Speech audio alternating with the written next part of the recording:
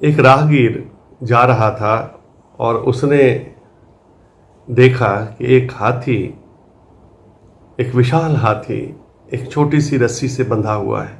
हैरान हुआ, एक झटके में वो रस्सी तोड़ सकता है, फिर ऐसे कैसे बंधा हुआ है। उसने हाथी के मालिक को कहा कि भाई ये कैसे हो सका, एक पतली सी रस्सी है और वो कभी भी तोड़ सकता है, फिर कैसे वो बंधा हुआ है और कोशिश भी नहीं कर रहा है कि मैं इस रस्सी को तोड़ूं। मालिक ने कहा कि जब ये छोटा बच्चा था तब हमने इसको रस्सी से, एक मजबूत रस्सी से बांधा था। इसने बड़ी कोशिश की तोड़ने की, जितनी इसकी ताकत थी इसने लगा ली, लेकिन वो रस्सी को नहीं तोड़ सका, तो नहीं तोड़ सका। अब इसको ये पता है कि मैं रस्सी को नहीं तोड़ सकता हूं, इसलिए जब हम एक पतली सी भी रस्सी बांध देते हैं फिर ये कुछ नहीं करता, फिर ये बैठा रहता है या चलता रहता है, फिर ये कुछ नहीं करता है। हम भी देखें कहीं ऐसी मान्यताओं में जो बचपन में हमको दी गई थी, हम उसी में तो नहीं अटके हुए हैं।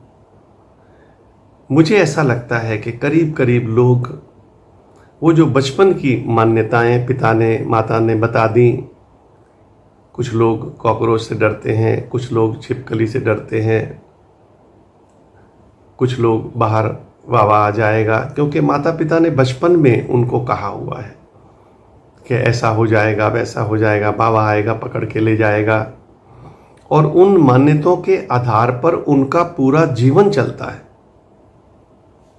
हैरान हूं मैं कि ऐसा कैसे होता है। जरा देखना आप भी किन किन मान्यताओं से बंधे हुए हो, किन किन मान्यताओं से बंधे हुए हो जिनका जीवन से कुछ लेना देना ही नहीं है। ठीक है, उस वक्त के लिए ज़रूरी थी, मैं मानता हूँ, उस वक्त के लिए खिलौने भी ज़रूरी थे, उस वक्त के लिए ये मान्यताएं भी ज़रूरी थी।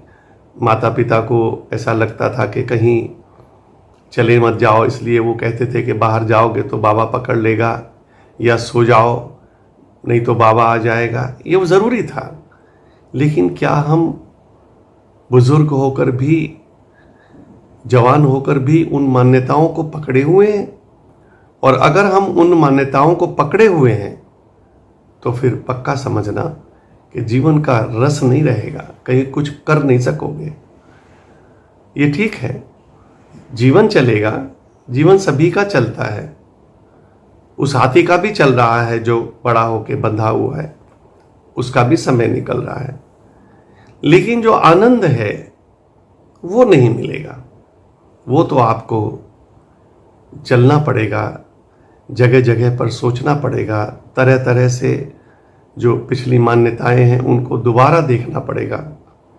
और जब आप इन मान्यताओं से थोड़ा ऊपर उठ जाएंगे, इसको दोबारा से देखेंगे कि क्या ये ठीक है, क्या मेरे लिए ठीक है, या मैं उन्हीं से बंधा हुआ अपने जीवन को जी रहा हूं। और अगर आप उन्हीं से बंधे हुए जीवन को जी रहे हैं तो माफ करना, आप उस जानवर हाथी से कुछ ज्यादा आगे बढ़े नहीं। अगर उससे आगे बढ़ना है, मनुष्य का जीवन जीना है, तो फिर आपको इन सब चीजों में दोबारा देखना पड़ेगा कि कौन सी चीज मेरे लिए अच्छी है और कौन सी चीज मेरे लिए अच्छी नहीं है, और फिर उसको मानकर फिर अपने जीवन को ठीक ढंग से जीना होगा। यही जीवन है। धन्यवाद।